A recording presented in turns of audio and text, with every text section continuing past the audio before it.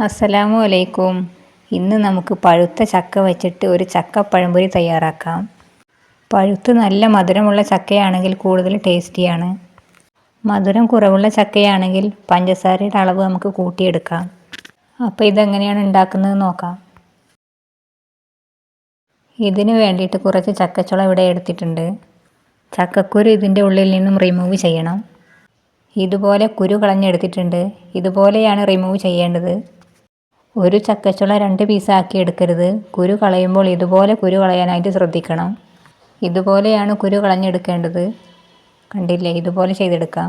ഇനി നമുക്കിത് ഫ്രൈ ചെയ്യാനുള്ള ബാറ്റർ തയ്യാറാക്കാം. 1/2 കപ്പ് മൈദപ്പൊടിയിലേക്ക് 1 ടേബിൾ സ്പൂൺ അരിപ്പൊടി ചേർക്കുക. അരിപ്പൊടി ചേർക്കുന്നത് ഒന്ന് ക്രിസ്പി ആയിട്ട് കിട്ടാൻ വേണ്ടിയിട്ടാണ്. ഇതിലേക്ക് 1 പിഞ്ച് മഞ്ഞൾപ്പൊടിയും 1 പിഞ്ച് ഉപ്പും ചേർത്ത് കൊടുക്കുക. മധുരത്തിന് ആവശ്യമായിട്ടുള്ള പഞ്ചസാര ചേർത്ത് കൊടുക്കാം. നല്ല മധുരമുള്ള ചക്കയാണെങ്കിൽ കൂടുതൽ പഞ്ചസാര ചേർക്കേണ്ട കാര്യമില്ല. ഇതിലേക്ക് ആവശ്യത്തിന് വെള്ളം ചേർത്ത് കൊടുത്ത് ഇതൊരു ബാറ്ററാക്കി എടുക്കണം. ഇതിലേക്ക് 1 ടീസ്പൂണോ 1.5 ടീസ്പൂണോ എള്ള് ചേർത്ത് കൊടുക്കാം. ഏലക്കായ് പൊടിച്ചതുണ്ടെങ്കിൽ അത് ചേർത്ത് കൊടുക്കാം. എള്ള് ഓപ്ഷനിലാണ്, ഉണ്ടെങ്കിൽ ചേർത്ത് കൊടുത്താൽ മതി. കുറച്ച് തേങ്ങ ചിരവി എടുത്തിട്ടുണ്ട്. ഇത് നമുക്ക് ഓരോ ചുളയുടെ ഉള്ളിലേക്കും ഫില്ല് ചെയ്ത് കൊടുക്കാം. ഇതുപോലെ ഓരോ ചുളയുടെ ഉള്ളിലേക്കും ഇതുപോലെ ഫില്ല് ചെയ്ത് കൊടുക്കാം. അതുകൊണ്ടാണ് ഞാൻ പറഞ്ഞത് ഒരു ചുള 2 പീസാക്കി എടുക്കരുതെന്ന്. ഇപ്പോൾ ഓരോ ചുളയുടെ ഉള്ളിലും ഫില്ല് ചെയ്ത് കൊടുത്തിട്ടുണ്ട്. ഇനി നമുക്കിത് ഫ്രൈ ചെയ്യാം. അതിന് വേണ്ടിയിട്ട് എണ്ണ ചൂടാക്കാനായിട്ട് വെച്ചിട്ടുണ്ട്. എണ്ണ നന്നായിട്ട് ചൂടായതിന് ശേഷം ഓരോ ചക്കച്ചുളയും ബാറ്ററിൽ മുക്കി എണ്ണയിലേക്കിട്ട് ഫ്രൈ ചെയ്തെടുക്കാം. ബാറ്ററിൽ നല്ലതുപോലെ മുക്കിയെടുത്ത് ഫ്രൈ ചെയ്യാം. ഞാനെടുത്ത ചക്കക്ക് മധുരം കുറവായതുകൊണ്ട് ഞാൻ പഞ്ചസാര കുറച്ച് കൂടുതൽ ചേർത്തിട്ടുണ്ട്. നമ്മൾ എടുക്കുന്ന ചക്കക്ക് നല്ല മധുരം ഉണ്ടെങ്കിൽ പഞ്ചസാര കുറച്ച് ചേർത്താൽ മതി. അതുകൊണ്ട് നമ്മൾ എടുക്കുന്ന ചക്ക എത്രത്തോളം മധുരമുണ്ട് എന്ന് അറിഞ്ഞിട്ട് അതിനനുസരിച്ച് പഞ്ചസാര ചേർത്ത് കൊടുക്കാം. വളരെ പെട്ടെന്ന് തയ്യാറാക്കിയെടുക്കാൻ പറ്റുന്ന സ്നാക്സുകളിൽ ഒന്നാണിത്.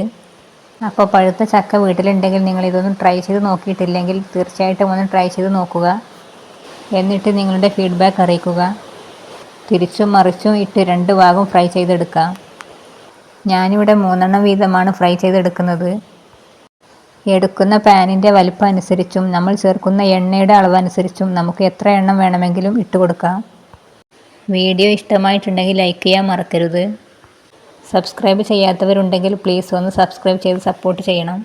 വളരെ സിമ്പിളായിട്ടുള്ള, അതുപോലെ എല്ലാവരുടെ വീട്ടിലെയും ഉണ്ടാകുന്ന ഇൻഗ്രീഡിയൻസ് വെച്ചിട്ടാണ് നമ്മൾ ഈ സ്നാക്സ് റെഡിയാക്കി എടുക്കുന്നത്.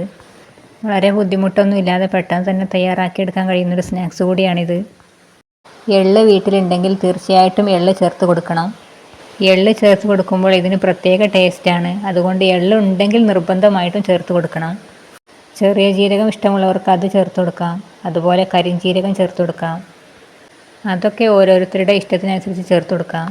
ബാറ്ററി ഇവിടെ കറക്റ്റായിട്ട് കിട്ടിയിട്ടുണ്ട്. ഇപ്പോൾ എല്ലാതും ഫ്രൈ ചെയ്തെടുത്തിട്ടുണ്ട്.